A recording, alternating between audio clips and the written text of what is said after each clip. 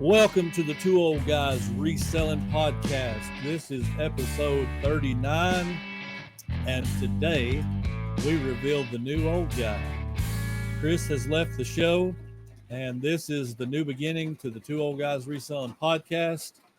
And we are not going to wait any longer. We're going to reveal right now, right here, live in living color, the new old guy. So everybody, welcome the new old guy to the reselling podcast world, Josh, the Bama Jaybird reseller. Welcome, Josh. How's it going? Man, I'm doing great. It's good to be here. Awesome. So how do you feel about being the new old guy? It's terrific. It's a little scary, but I'm really excited. Excited for the opportunity and thankful that I've got this opportunity. So I'm looking forward to it. I'm just excited about what's coming in the future for the podcast and for both of us. So, man, I'm excited too. You know, just I did get some people reaching out, you know, saying, hey, if you're interested, I would be interested to be on the show. Had a couple different opportunities, and it's not that I don't appreciate those opportunities or the other people, you know, it's just in the podcast world, you have to have somebody you are like-minded with and can mesh with. And not saying I wouldn't with other people too, but I remember the first time I watched you on your channel, I was like, this guy is the genuine article, the real deal. He is humble. He's great. Like, everything good about a podcast. So I was like, this is kind of the direction I hope we can go. And by the way, for everybody that's watching right now, and I thought I turned my TV on where everybody could see your logo, but it didn't work. That's all right. But for everybody that's watching right now that's not familiar with Josh, go over and we'll link it down in the description. All his stuff's going to be down there too. Subscribe to his channel. He's getting close to 600. We could get him pushed up closer to that 1K mark. That would be great. And get him to the point that getting ready to be monetized. That would be awesome. I think my computer died back there. Let me get it and see if it'll come on. There we go. There's Bama Jaybird on the screen back there. But yeah, we're excited. You know, this is the new direction, and you guys may notice we have this cool backdrop and we got our banner down here, and it's just a whole new podcast, and we're looking forward to where this is going to take us. Yeah. I mean, I'm looking forward to it. Josh, maybe. I don't know. Oh no, look, I've got, you know, I told you, I think when we first talked about this, I was already kind of considering trying to do maybe not this exactly, but something along this line. And just hadn't made up my mind yet to start. I was kind of waiting on my other channel to kind of catch up a little bit and do a little better first. But so I mean, it was just amazing to get that message and to have that conversation, because it just kind of confirmed, you know, I try to leave everything in God's hands and pray about stuff, and I really felt like that was the direction I wanted to go. And then it's like this door opened and it just seemed right. So I'm excited. I'm excited about the future of the podcast. I think, you know, I'm new, so I'll say this from the outside perspective. And even when it was you and Chris, and I told you this, I feel like this podcast kind of, you know, occupies a little bit of a unique spot in the lane of the podcast that we watch and listen to. And I think that's important. And I hope that what, you know, we have to offer going forward, you know, I'm all about, you know, trying to encourage and be positive and help people. And I mean, I'm looking forward to that. Another avenue to do that. So. Absolutely. And that's, I agree with that 100%. And that's not a slap or an insult to other podcasts. It's just on this podcast, you know, in the past and in the future and in the present, it's always been a family friendly podcast. I want to make sure that if I turn this on in my living room, that my children that are sitting there that are, you know, teenagers, I don't have to worry about what they hear. And again, that's not an insult to anybody else. I'm not slinging mud or anything. just simply saying that's a personal conviction I have, and that I can hear from you too, that, Right. it just needs to be uh, a podcast of integrity, I guess, is kind of how I see that. Um, but yeah, I mean, I'm excited, Me too. I'll be honest, when Chris told me that he was leaving, the initial thought was, will I keep going? I mean, the very first thought, I had very few people in mind that I would even consider. And that's, again, not an insult to anybody, but it's just, you know, uh, YouTube has to mean something or it ain't worth doing. Like, it ain't Right. all about the money. It ain't, right now on the Old Pass channel, Yeah. I'm getting absolutely filthy rich. I've made $0 so far. So it ain't about the money. Yeah. I think I'm like 100 hours away from being monetized, but still it ain't about the money. When you hear people talk and they say something about, you helped me learn this, or you helped me do that, or you helped me with this, or whatever, that means something, to know that there are people gaining and benefiting from what you say. So, I mean, and that's kind of what I look for in a podcast too. There's all kinds. I know there's the goofy ones. There's the ones that just Right. don't mean anything. And we kind of have fit into that realm too. We talk reselling, we talk wrestling, we talk sports, which, by the way, I may never watch the NFL again. I didn't watch the Super Bowl. I gave it about 5 minutes, but looking back over this season, it's if I want to watch fake stuff, I'm going back to wrestling. I'll just say it like that. I Yeah. feel like they laid that out for Yeah. Taylor Swift and Travis Kelce, man. It's Yeah. just like, Yeah. and people's going to be like, boo, this podcast. But, I don't know. That's just No. too convenient. But Yeah. It makes you wonder for sure. I mean, it does. we live in a world that it's sometimes hard to not think a lot of things are rigged somehow. So, Yeah, and it's all about money. It goes back to money nearly every time. So it's hard not to at least have that thought, whether it's accurate or not. It's hard not to think that way. that is a true statement. It all goes back to money. Money drives almost Mhm. everything in our world today. Absolutely. Um, so we do have some announcements coming. We're not ready to make these announcements today.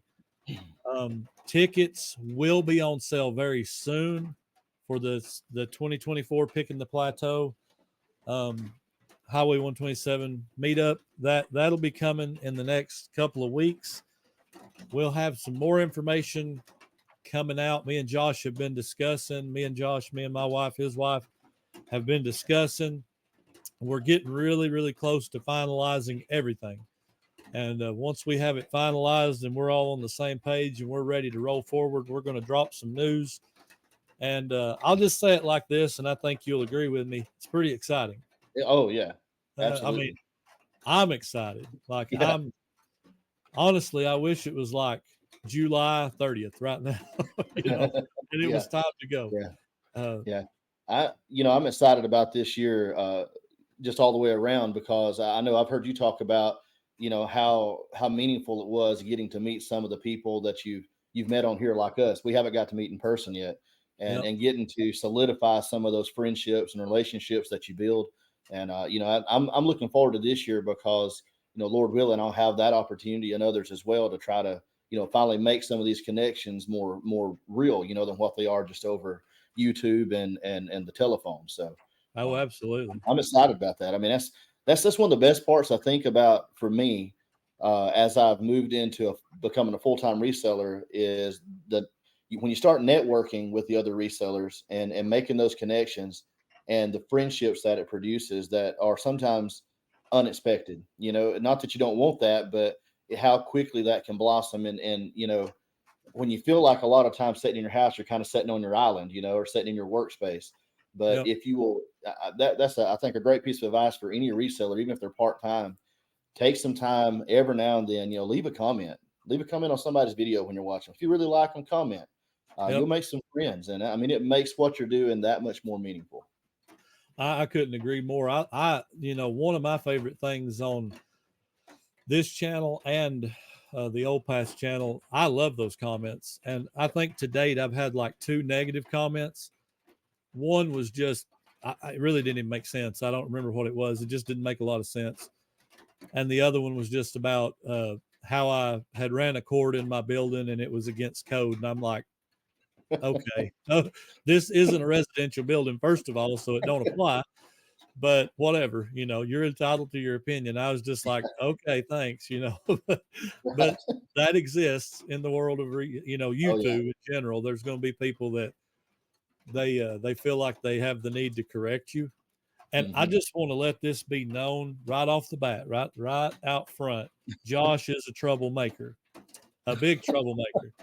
He tried to get me to change the colors of everything to crimson, which is Alabama colors. So, guys, we're liable to turn into a UT themed podcast real soon. I'll do all I can to help us out. There may be one of those license plates that, house divided. Over here's Alabama, over here's Tennessee. That wouldn't be a bad idea. I mean, it'd be unique for sure. Right.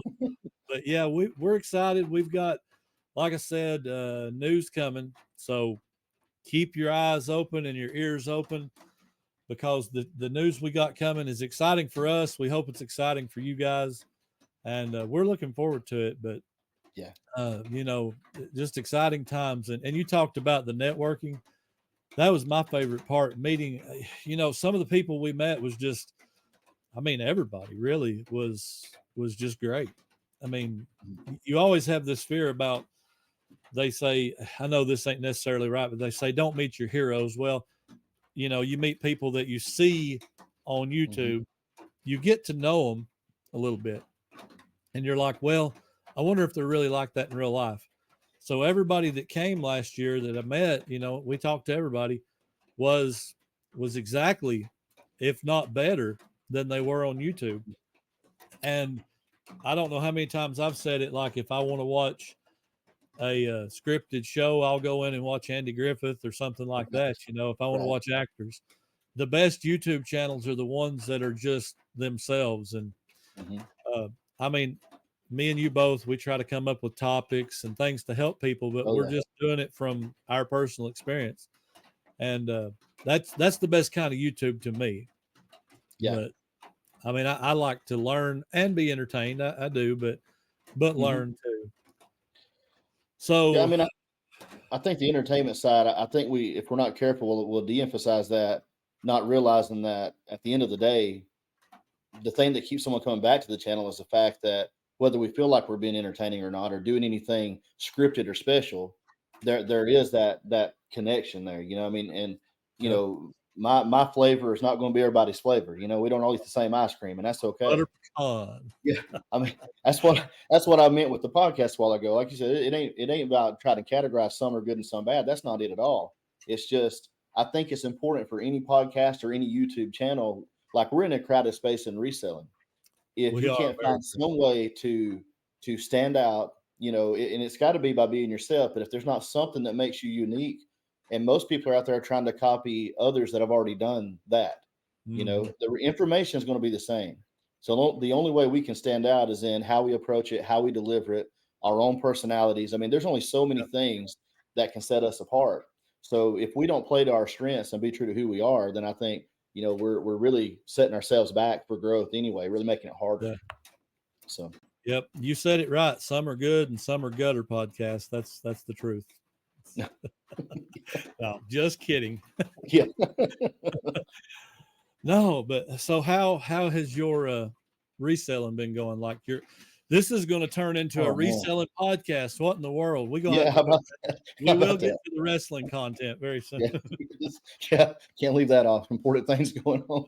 Important stuff. But, it's been up and down for me. I first at the turn of the new year, I thought it was, I was kind of surprised because I felt like my sales had either stayed the same or even maybe gotten a little better for the first couple of weeks.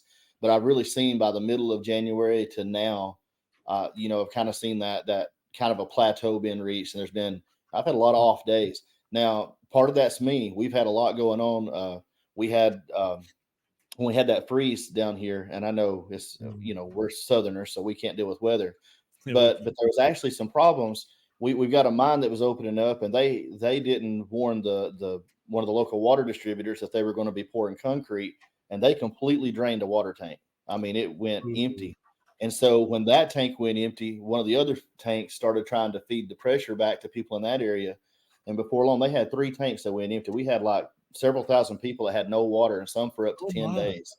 Yeah. Oh my goodness. So my mom and my brother were both living with us for almost 2 weeks. And so it was, it kind of, since I work out of the house, it made things really interesting, having a household. So I didn't get a lot of listing done. I was just doing good to stay caught up. I mean, I did some, but it's hard because we have people sleeping in every open space, Oh yeah. Living room, everywhere. So but, I've experienced a lot of the same. I had a really good January. Not as good as the fourth quarter, but I mean, it really didn't slow down a whole lot. Well, as soon as February hit, I don't know if you remember, eBay updated their app, which that kind of affects everything. They changed some stuff. The offers wasn't working right. I actually I bought my daughter some books. Well, my wife bought them, but they sent me an offer. And when I would click on the offer, it would just take me to the listing and it wouldn't let me even see the offer. And I'm like, I bet this is what's been going on with people. Like your offers are basically not doing anything. And I was like, it ain't no wonder, because I generally run about 250 average a day. I got down to like $100. I mean, it dropped way down for me. And it wasn't until this weekend was another really slow weekend. Like we had about $300 for the total weekend. And I was like, this is, and I'm not complaining. I don't want people to think I'm complaining. Exactly.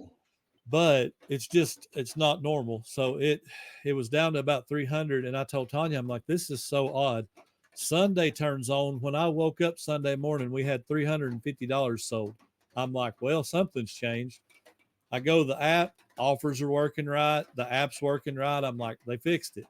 We ended up with $850 on Sunday. Like it went boom. Wow. Now today is $50 so far, but I think it's working.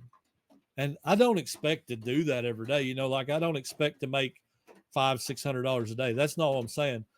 But I can take you back to a year ago when eBay was just up and down. Mm-hmm. And it really seemed like we were back to that for about 2 weeks. So I was really happy when I seen offers working and everything working. And our weekend went from 300 to like almost 1,050 just because of that one day. And I was like, okay, that's, no complaints here. But it's been an odd couple of weeks on eBay. And I've wondered, I know this is a time of year where it typically is a little slower than at other times anyway, but I've wondered with, I don't know how many like complete changes they've made. I know they do updates, but I know they've been doing a lot of beta testing ever since they released like the AI stuff. There's been a lot of different beta tests, whether it was, like I liked this one feature on the handheld app when you're using your phone, where they put the SKU right there at the top, where you didn't have to scroll all the way down to the bottom of item specifics. I liked that. I had it for like 4 days and it disappeared, and now they got it set up where if you go into your active listings, they got a drop down tab on the app on the phone. You've probably seen this, where you can start sales and offers from that spot, like start promotions. So like if you want to run a 10% off sale or whatever, that type of thing, they have access to that without having to go into the computer, into your studio for that. So that's pretty neat. Yeah. At least I have it. It may be a beta test. Again, I don't know. And I wonder how much those things affect the efficiency of how it overall runs sometimes. Yeah, really. Like I send offers from my phone and I do comps from my phone, but I don't do a lot more of anything from my phone, just because, when I was growing up, I always had a desktop, and I've got this 2-screen setup out here, and I do everything right here. Like I said, I'll send offers, but I don't list. I used to drop my drafts from my phone, but I like to keep up with a momentum board on a spreadsheet. So it's hard for me I'll have to do it at separate times. And I do pretty much everything out here, but it's like eBay has been taking a good step forward and 2 bad steps back. That seems to be the pattern they're on. Now, if they can ever get it all worked out to where all the good stuff's working and all the bad stuff's gone, it's going to be pretty sweet. Oh yeah. And it got a whole lot better during the end of the year, after everything kind of started working again. It got a whole lot better, but I dread it when I see like the spring update that's coming. Right. I dread that. I don't look forward to that spring update coming out. And the biggest problem I've had, and I've heard this from a lot of other resellers watching their content, the biggest issue that I've had in the last couple of months, and it's not been, this really probably started back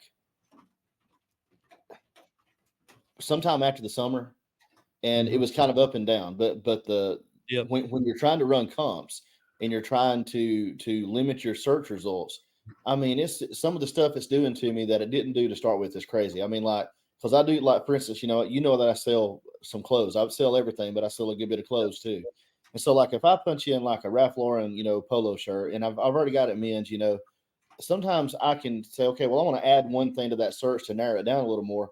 I add something to it, and I know that resets the search sometimes, but it don't just do that. Like sometimes on the category, like where it was in category all the way down to men's polos already for me, all of a sudden now it's searching every active listing on the whole platform. And I've got to go in there manually, even though it says Ralph Lauren polo, men's, it's got the color, it's got the size. I've got to go all the way back in and go to, all listings, choose the men's clothing, choose shirts, choose, and it's every step. I mean, it's not a ton of time, but when how it is when you're feeling pressure and trying to get listings up, it's like every time you're losing 30 seconds to a minute having to go through unnecessary steps, it's like, come on. I was one click away from being there and you sent me all the way back to this, And so that makes me wonder, like, two questions. Do you worry about item specifics on your stuff, and do you use business policies? I don't use business policies. I've looked at them. I've thought about it. Now, I think there's some benefit in that at some point down the road. I just don't think I've been so focused on growing the store that I think once I get to the point that I'm comfortable with on that, I'll probably, when I'm in a maintenance mode, I think I'll go back and look at more of that stuff. But for right now, most of my extra energy is not being put into that. But now, the first part of remind me that first part of the question. My brain just went. Specifics. Yeah, no, on the item specifics, I do check those. I think they're more important than what some people realize. Now, I don't know how true this is, but I do a lot of research. I don't know about you. I do a lot of research. I read. I try to learn as much as I can. Of course, I'm not always good at applying it all immediately, but from what I've read and from what I've heard from other resellers and then read, like even through some of the discussion boards on eBay, it can sometimes impact your placement in results, like how complete your listing is, of course.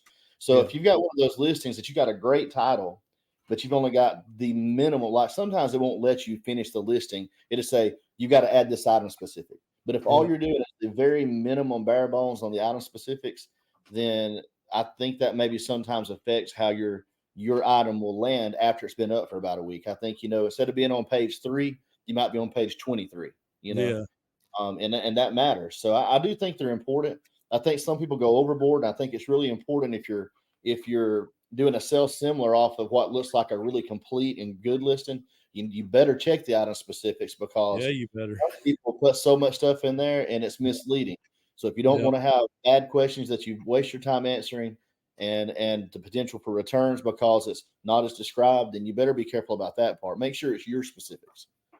I do think there's one trick to avoid doing it. And I do this, and it's because I try to save time and get it. I do the business practices first of all, because like the payment policy, I never have to mess with it. It's always going to be buy it. If you buy it now, you're paying now, on just a regular purchase. Obviously they still don't have, the offers fixed. That's probably never going to work right. But I do, like, because I do free shipping, so I don't ever have to adjust it. It's just always set to free shipping. So I don't even have to check the box, and I do free returns. So it's always set to that too. So if you do those things, if hey, I'm doing free returns, I'm doing free shipping, yada, yada, you can set your business policies and you can skip all that, as I do. But the one trick, I started to do a lot of the policies, which man, you must be a true eBay reseller, because if you sell clothes like you do, you got to love it. Or I would probably quit if I had to sell clothes, because It just is what it is, man. it is what it is. And there's money there. I'm not, people say, oh, there's money. I agree. There's money there. Like, I don't know, Corey over at Grams and Pops, he calls them sparkle butt jeans. Yeah. I wouldn't know a good pair of sparkle butt jeans if they slapped me in the face. Okay. Right. I wouldn't have a clue. But the trick that I think that I've learned, and the reason I do this is because our buying cost is low. But if you promote your listing, I think it kind of supersedes some of those specifics. Like, take, for instance, you said, well, you're on page 23 instead of page 3. If you promote your listing at 5%, you probably just jump back to page 3. Like it kind of kicks you to the front of the line. And I do that because I come into stuff, honestly, right now this year, we're sitting at like 6%, 6% buy-in cost for the value of inventory we got. That's crazy low. So if I promote it 10%, which I do promote it 10 or 12, I can't remember. If I promote that high, it's okay, because my total at the end of the day is still going to be like 50%. And one thing I've learned about promotions is if you promote your listing, it really does increase your sales, 20, 30%. It's not 100% of the time, but on average, if you want to do the math, you will get a bump. You will. Now, you may suffer from time to time and then get a really good day. Like, that's typical. Right. But I had noticed I'm basically paying for more sales is what I'm basically doing. Yeah, absolutely. Yeah. And I'm okay with that if I make X amount of dollars by doing that. It's just a marketing technique, It it's is. not. Visibility is probably the most important thing for selling. I mean, that's what it comes down to. If people aren't seeing your product, and I may be getting this wrong, somebody can correct me in the comments if I am, but I believe I read this the other day that I don't know what the research software was that they used, but it was somewhere around 75%. They said of buyers never go past the first page to make their purchase. So if it's not in that first page of listings, like most people, I've been there. When you got limited time, I need this item. Yeah. You can't spend 45 minutes or an hour trying to find one that you get for like 10 cents less. So you're gonna, however they limit or sort their results, they're gonna buy on that first page. So I think there's different strategies to getting on that first page. When you talked about how the combination of things you do, doing free shipping, doing the promotions, knowing what you have invested in your items. I think that's the key for every reseller, is to make sure that you have a good understanding of what approach it is that you're taking. See, for me, I don't do hardly any promotions. I have some items on promotion that's been in the store a while, but I rarely use promotions. And what I do is I try to look at, okay, this is what the items are selling for, but these listings that are similar price range to mine, well, they got it on promotion. They're losing another 5% or 8% or 10% of their sale. So I can leave my price with their price, or I can just out of the gate cut my price $5 under theirs, or something like that, which might still be leaving me with $2 more than they get after they paid their promotion. Yeah. And I become the most competitive price. And so I'll miss sales for people that just do a general search and don't do a lot of sorting. But for the people that go in there, that percentage of people that are like me, that are always going to say lowest to highest, I'm going to pop up near the top or right at the top, or that's my expectation. And so that's kind of my approach. I try to price mine. I want to get as much as I can, but on like common items that I'm picking up regularly, that bread and butter type stuff, then I want to find that price point where I know I can move mine, still, like you said, make a good percentage profit back off of it. And I think I have to be more careful about that right now, because a lot of my sourcing comes from thrift stores. And so when you're having to pay a thrift store price for items, sometimes you get a great deal, but a lot of times, your profit margin is already being shrank because of your cost of goods. So my yard sale stuff, man, I totally can see it. If I was buying 90% of my stuff at yard sales, then I could probably approach that. I think that free shipping model is a good one, because I think we all like to know right then exactly what it's going to be, not add it to the cart, click on it, then look at it and be shocked at how much shipping they're charging. So. Oh yeah. Well, my thing, I kind of learned coming out of the gate, and this is a lot of resale talk, man, but I kind of learned coming out of the gate when I got familiar with everything, I learned my shipping patterns. Like, this big item's going to be $25 on UPS or whatever. So I learned pretty quick how to build in a lot of my shipping costs. If I need $20 to ship this, I will come in as competitive as I can with enough to cover as much of the shipping as I can. Mhm. I do lose sometimes and I do gain sometimes. People say, "Oh, you're making some of that shipping." That's true. It probably comes out pretty even, if truth be told. And it's the same with flat rate shipping. If I charge $25 and it costs 15, do you expect somebody to go in and refund every single sale? Well, no, because you're not going to go ask the other guy that it costs $10 more. Hey, would you be willing to pay $10 more? That's just not how it's going to work. But yeah, I mean, it's just, in our world today, Amazon kind of wrecked everything for that free shipping stuff, man. You either have to be super competitive, Right. or free shipping is going to be the thing of the future. Well, I think that's what I was kind of getting at. Is it's not. I think one of the mistakes a lot of people make. Well, I felt like when I was a teacher, this was made a lot in trying to correct, learning problems. People want to pick. Okay, I'm going to do this to fix this problem. I'm going to pursue the pathway A, and then you put A into motion, and you don't even stick with A long enough to learn it well and to be able to apply it well before you decide, oh, A is not working, so now I'm going to do B. Or I'm going to mix a little bit of B with A. And that's why I say I don't know that there's a bad approach if it's well understood, well constructed, and well applied for the reselling, as far as whether it be the free shipping model, maybe something like I do, where buyer pays shipping. You just have to really understand how to use it best. And you can't fly by the seat of your pants. At some point, you got to put some thought into it, because usually if you're not selling, it's that eyes aren't getting on it. And if it's too high, it's eyes aren't going to get on it. I mean, you can promote promote it like crazy, but just promoting it only if it's way too high, they're still going to pass it up.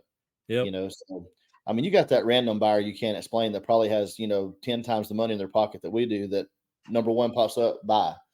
But you don't get many of those sales through the year. So no, you don't get many of those. No. Well, let's Well, I was going to say, I apologize too. I forgot this was a wrestling podcast for a minute. I got sidetracked on that reselling talk, man. I know it's easy to do. Well, I don't know if they're still doing it, but Ray Nashville Flipper and Jimmy Old School Flip started a podcast about wrestling. I don't know if it's still going or not. I know they did a couple episodes, but I think we might have spurred on some wrestling intrigue in the community. But let's pivot and let's hit them with a dad joke. You want to? Okay. You got one? I got one. I'll hit you with it, and then now if you don't know the rules, this is how it works. I hit you with a dad joke, you hit me with a dad joke, and then you find out that I won. That's how this works. Okay. That's how it generally works. We'll see about that. I'm used to winning at everything. So well, this may be I don't know. We'll see. Okay. So why did the Invisible Man turn down the job offer? Couldn't see himself doing it. Week 1 and I am defeated. Wow. Oh, how about this one? What did one hat say to the other? What did one hat say to the other? Oh, I don't know. You just wait right here. I'm going on ahead. Wow. I knew it. I was trying to think about something ahead and it just didn't come. So okay, so I concede you win this week. Now I'm not going to be nice anymore after this. You better load it up. Oh gosh, I'm getting concerned now. Oh me. Now, what about sale of the week? What did you have anything on sale of the week? Well, I've got two things I want to mention. I think, well, two or three. I'll try to keep. I should just do one, I guess. But if they haven't seen it, I did a video this last week on selling a Big E Levi's denim jacket that my wife had actually found probably 6 months ago in Montgomery. and we paid $25 for it. And I had it priced really high. I had it priced at $599, but I got an Wow. offer of $460 and took it. That's why I sell clothes. So, Yeah. you know, I mean, you need to I at least know those certain things to watch for, because you never know what you'll run into at a yard sale. That's that kind of flip. But also, over the weekend, I sold invisible fence collars and the invisible fence products. If y'all don't know to look for those, man, look for that stuff, because it's got a high sell through and the sale price on that stuff is high. It was an old collar. Like, this is like generation wise, this is probably from 15 years ago, and it still sold for $200. And I gee, bought a bag. I yeah. bought a bag that had two collars, and 9 power caps in it for $6. And I've already sold a collar. I've already sold a collar for 200. And I think I sold 7 of the caps. I sold a collar with a cap, and then I sold 7 power caps. I think they went for 79, something like that. Jeez, So, man. and I've That's got a another really good collar. pickup. Yeah, it's going to be about $500 almost of stuff for a $6 investment. This is weird. You really sell stuff? Like, this podcast ain't used to this. How about that? Well, I also sold a pair of shoes, since you don't sell clothes, but Oh, I I hate sold a pair shoes. of man, I do too, but now not when I get them like this. I've learned that if I buy stuff I got to work on very much, it'll just set. But if I'll cherry pick stuff that I know I can bring it home and pull the sticker off of it and list it, I'm going to list that as soon as I get home when it's good. So I was at Goodwill about a week ago. I haven't even put this. I've got a picking video I've got to do on this, and they brought a cart out. And I don't attack carts. I just don't like doing that. I wait. But some lady had donated her closet evidently, and I don't know if you know about the Tory Burch brand, but it's a good brand. You look up the emblem, because if you ever see them in a yard sale, it's got a buckle, it's got T's stacked on top of each other, and generally always they're going to be $50 to $100 resale if they're in good shape. So there were four pair of Tory Burch on that cart. There was one other reseller. I was ahead of them. I grabbed 3 of them. They made the corner and come around and got the other one before I got to it. Oh my goodness! But I got 3 of the 4 pair, and the first pair, it's been a week. They've already sold. $7 I spent on them. Sold them for $100. Jeez, man. Yeah, I'm gonna learn a lot from you. You ever think about squaring up on a guy when he takes your jeans? Just like, back off, dude. Nah, it's not worth it. There's plenty to go around. I have been at so many yard sales where I'll be standing right over top of something looking, and there'll be some guy walk up and lean in and be like, "Hey, can I look at that too?" And I'm like, "Yeah," but I mean, I'm pulling stuff out, but it is fine, reselling. Right. One good thing about this business is there's pretty much plenty to go around if you're willing to look. So, Well, and my advice to people, sorry, bro. No, you're good, man.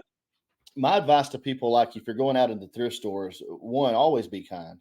You never know when the person that you're thinking that, is your competition, that you're trying to out muscle, is going to wind up being one of your closest friends that doesn't like some of the stuff that sells really good and brings it to you to put in your buggy. So, be good to folks. It's just what you should do anyway. But this is what I do. I try to, and it's a little bit aggravating, but if you stand over an item or stand back too long trying to figure out if you want to buy it, if you know it's something that's got good potential, there's a good chance someone else walks up and just reaches and grabs it. Not even trying to be rude. They don't know what you're looking at. You're standing in front of the shelf blocking them. Yep. And so I just go ahead. A lot of those items that I know have a great potential, I just drop it in the buggy. Yep. I drive around with it till I'm done. If it's 2 hours later, I go find a place in the corner and hide. And then I finish looking up and comping. And I'll drive that buggy back around by the shelves and drop the stuff off that I don't want, and go from there. That's Tanya. She does that. She'll come up to me. Let me see your phone. I'm like, look this up for me. I'm like, you didn't know it was good. And, she's got a really good eye. Most of the time, the stuff she brings around is going to be good enough, if not great, to put out there and sell. When I go to thrift stores, I hardly ever look at clothes. I mean, I've bought a big Harley lot of t-shirts one time. I bought some Boy Scout shirts, Looney Tunes stuff. But as far as just like brands of clothes, I honestly think I'd rather let you beat me with a leather belt for an hour than to list stuff like, I mean, I tell people all the time on the Old Pass, I'm like, the good thing about eBay is make it what you love. If you hate selling shoes, don't sell them. I mean, if that's all you got and you want to be a reseller, you may have to be willing to do some of that. Mhm. But if you've got plenty and you can be like, I don't want to do shoes, don't do shoes. That's Right. the good thing about it. It's so adaptable to what you want it to be. Obviously, I love toys and I love anything unique, really. Uh, I'll bring up my sell of the week here in just a second, but I love anything unique. The other day, we were in our local, one of our local thrift stores. We've got so many thrift stores, but some of them are just like, you should probably just go to Walmart instead. They're too high. Right. But we was in one of them, and this one does tend to price a little high on some stuff. Other stuff, you can catch a deal. They didn't do their homework on this. And I didn't know that right out of the box. Like I Mhm. picked this up and I'm like, this is cool. It's $50. I believe it's 50. Tanya said 35. It's 35 or 50. But I'm like, I'm putting this in the buggy. I'm gonna look it up. What you said while we drive around, I'm looking Mhm. it up while we're going around. And I found comps for like 350, 400. I'm like, okay, yeah, I'm taking this. And I get it home. I listed it last week. I dropped it off today to ship. Is a vintage Kenwood TS 430S ham radio receiver. Oh When I yeah. seen the ham radio in it, I'm like, this is bound to be, decent. It sold for $429.99. And Oh the man. funny thing about that, I had a guy message me, hey, does this work? Does it power on? Does it come with a cord? All the standard questions that if he'd looked at the ad, it was Yeah. right there. But it's fine. I'm like, yeah, everything's good. And he sent me an offer for 350, and I'm like, well, I got 50 in it. I mean, 350 is good. That's not a Mhm. bad offer. It's 70 off, but it's reasonable. I Right. tell Tanya, she's like, well, if you want to, go ahead and take it. So I hit accept, and this wonderful new way of offers is, if it went out to more than one buyer, then that accepted offer is going to go back out to everybody that got the offer. So it doesn't mark it as sold. It just puts that back out there basically as a counter offer of $350. Hey, if you want to accept this, he said he'd take it. So I never heard nothing. Nothing ever went off. The guy never bought it, never paid for it, nothing. I finally messaged him and I said, hey, are you still interested? I accepted your offer. Not sure if you noticed. And like 2 days later, he comes back, run into some family trouble, don't have the funds. I'm like, Mhm. okay, that's fine. So the next day, which was yesterday, that was half the day's sales. It cha-chinged. Right. And I'm like, oh my gosh, like a week for a $430 item. I'm just like, man, because I, Yeah. I kind of went to the high side. I mean, it had sold for $399. It had sold for Mhm. $375. So I shot a little higher and it didn't take no time. But, you know, that's what I love about eBay. It's just Right. so Right. versatile and so much stuff. And that's what I would tell people, too. In times when it seems like it's slow, you need to really back off of. I feel like this anyway. People may disagree with me, but back off of buying too many items that are just bread and butter that have a lot of competition and slower sell through rates, because you're just going to wrap up your money in items that are going to sit. But be Mhm. aggressive, like you said. Even you have to spend $35 on it. When you look it up and you know that item, it might take a week, it might take a month, but when it sells, it's going to kick a big profit in.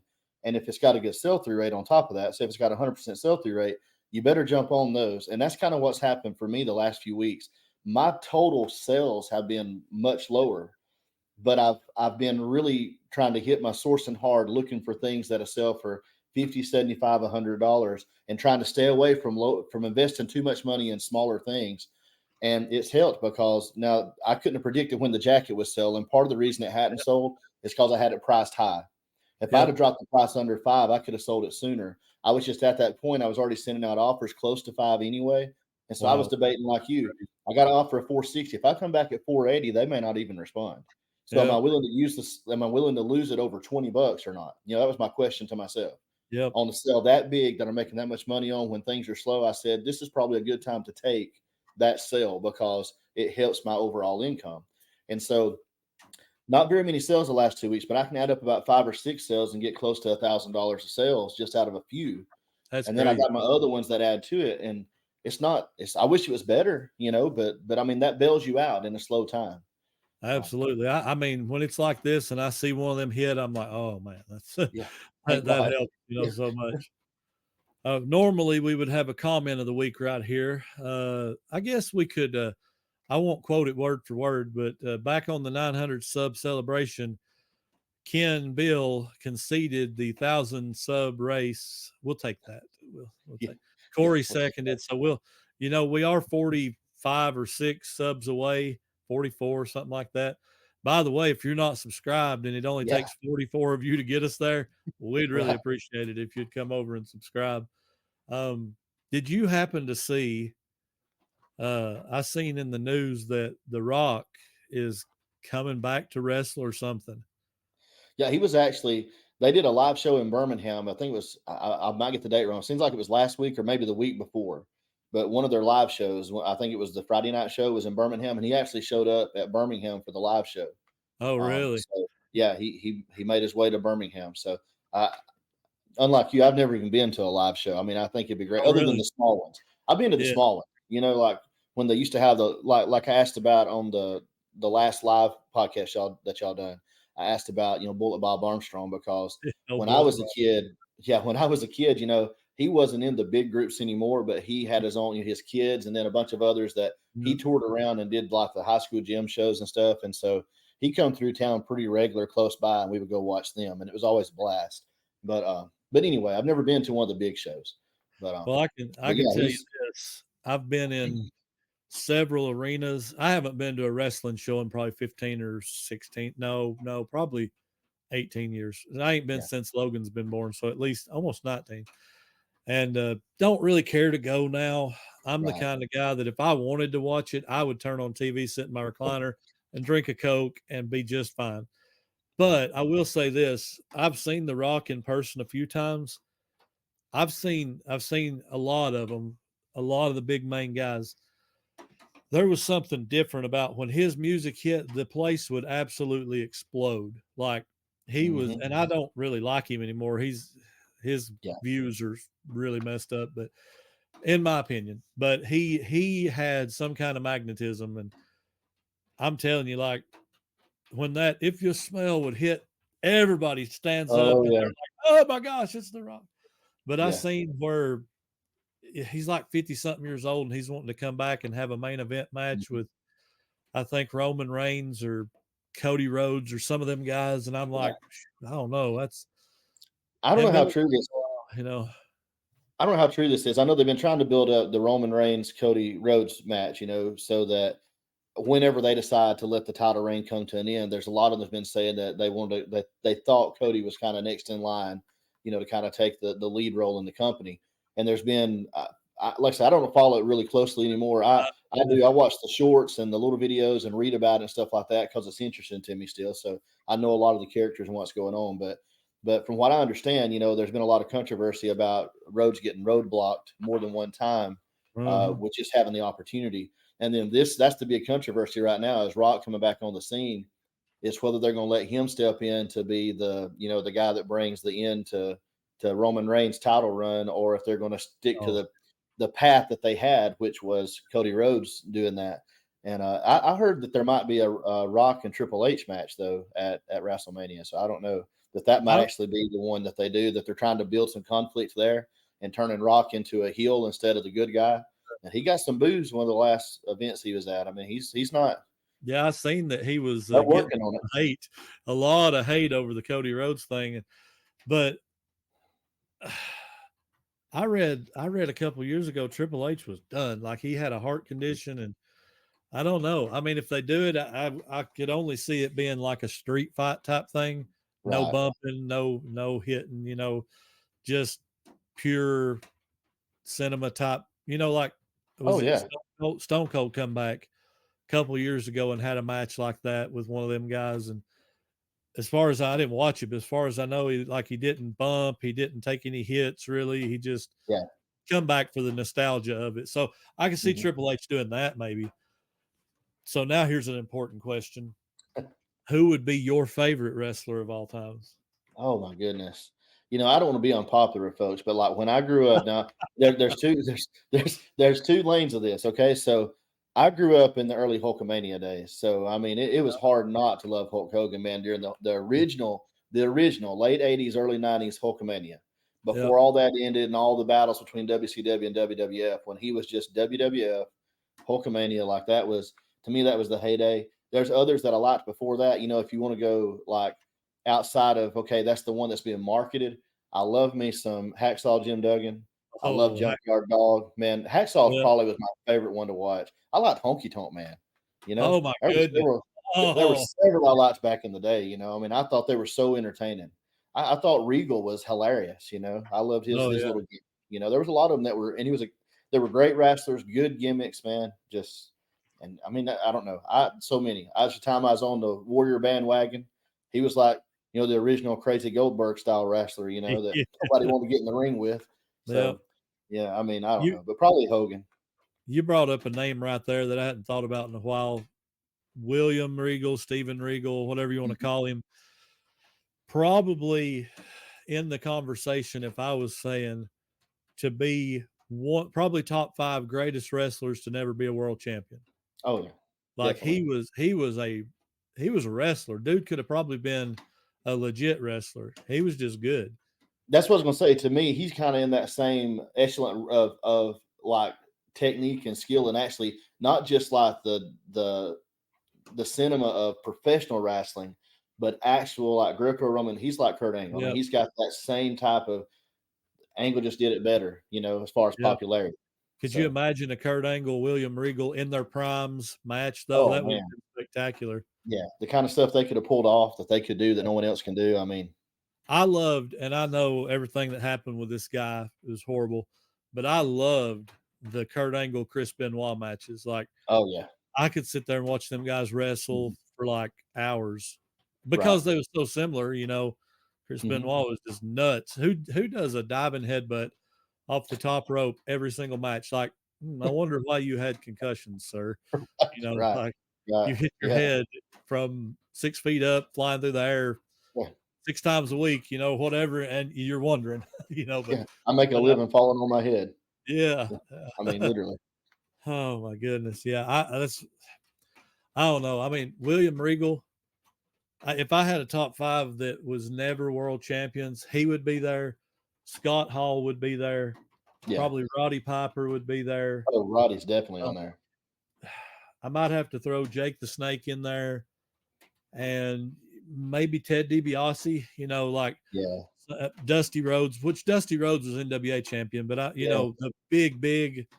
But I mean, like with Ted DiBiase, he didn't need it. He had the $1 million title. mhm, He had a perfect gimmick. Like he didn't need the world mhm. title.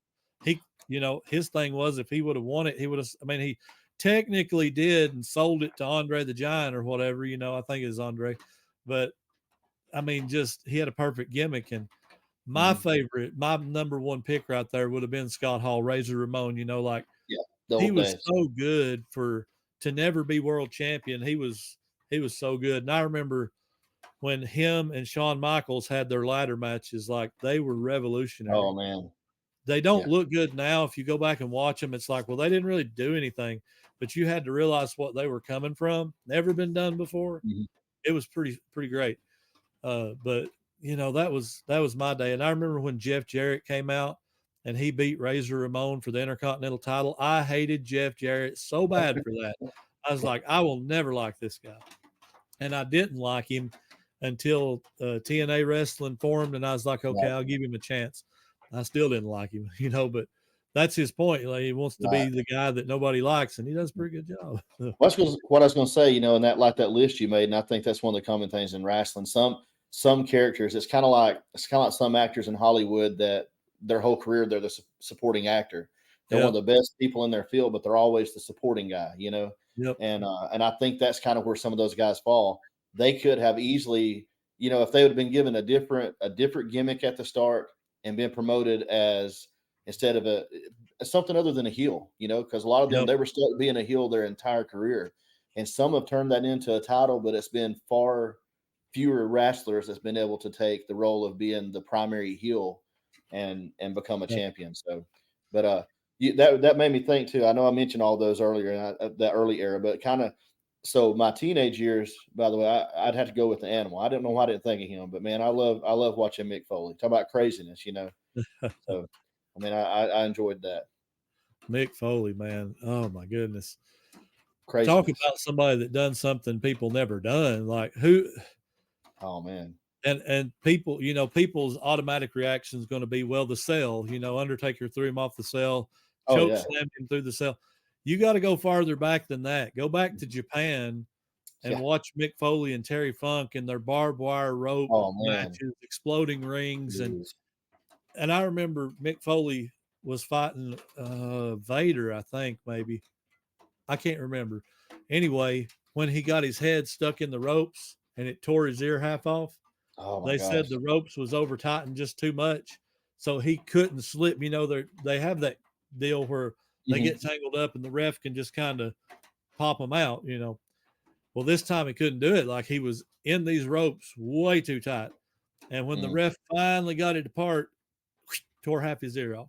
I'm like, dude, this guy's nuts. Like, and when he was in the cell match with the Undertaker, he's missing a tooth that's coming out up here through his lip, and he's pushing on it with his tongue to make it show better. And I'm like, Mick Foley's nuts. Like, yeah. Oh, it was absolutely about getting a reaction from him. Like, got to make people happy. I'm like, man, you love what you do when you're willing to be slammed on tacks and set on fire and thrown into Terry fire. Oh, Terry Funk was just as bad. Yeah, him and Terry Funk, as far as the hardcore stuff, I mean, that it didn't get no more real than that. I'm telling you. No, you're not going to top that. Craziness. I don't care if you use light tubes and all that stuff. Right. Because everything you see today, they founded that from Terry Funk and Mick Foley. Like that is their original gimmick. Like, because Mick Foley will tell you, I never had a body. If you was looking for some big muscled up bodybuilder guy to be a wrestler, he's like, I'm not it. So he had to do something different. Right. And it kind of reminds me like of Bubba Ray Dudley. He was never a bodybuilder, shredded.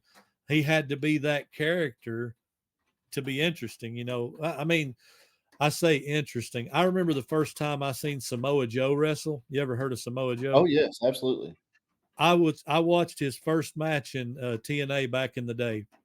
And they had been promoting him like Samoa Joe's coming. He's the Ring of Honor champion. He's coming to TNA. And I'm like, oh, this is going to be awesome. This guy's highly acclaimed, like great. When he walked out the curtains, I see this fat, Samoan guy. And I'm like, he don't look like nothing special. But when he got in the ring, it's like, dang, this guy should not be able to move like this. He flying all over the place like a cruiserweight, Yeah. It was crazy. Yeah, that's awesome stuff right there. I love it. Oh yeah.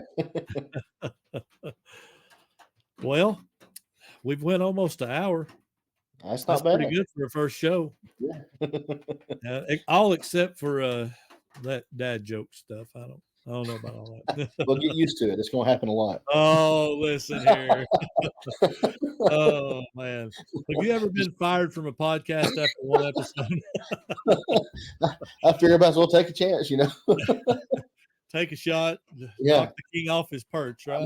Look, it's all that talking about wrestling. It's got the smack talk, Oh, you laid the smack now. Yeah. It's got it boiling up, brother. Boiling up. That's right. Well, this has been fun. This is episode 39, but it's really episode 1 of the new Old Guys podcast. The 2 Old Guys podcast is back. We're excited. Yeah. We're ready. We're going to be here every week, Lord willing, unless something happens like Grandpa used to say, unless the creek don't rise, we'll be here. And keep your attention on the show because we have some exciting stuff. Hopefully, I won't say for sure, but hopefully next week on Josh's channel, on our channel, and on this channel, we'll have some news. So that's what we're hoping for, is to be able to drop some more exciting news about the meetup. We want everybody that can to come, but I will say this, the venue is limited. We're going to try to do children free again like we did last year, under a certain age, whatever. So there's going to be a limited amount of tickets. We can't do, what we can't do. There's fire marshal codes and all that. But we want as many people as can to come. We've tried to make it as affordable as possible. We're probably going to be at $25. $25 a head is like, you can't even go out to eat for that anymore. So we're going to feed you. You have a chance to talk to people. It's going to be like a 5-6 hour event. I mean, it's going to be a whole night, basically of just getting to hang out and share food, fellowship, fun, just have a good time. Yep. So we're definitely looking forward to that. And so. Plus Josh is going to come hang out with me. So that's going to be awesome. Yeah. Hopefully I'll say it like that. No, it's going to be good.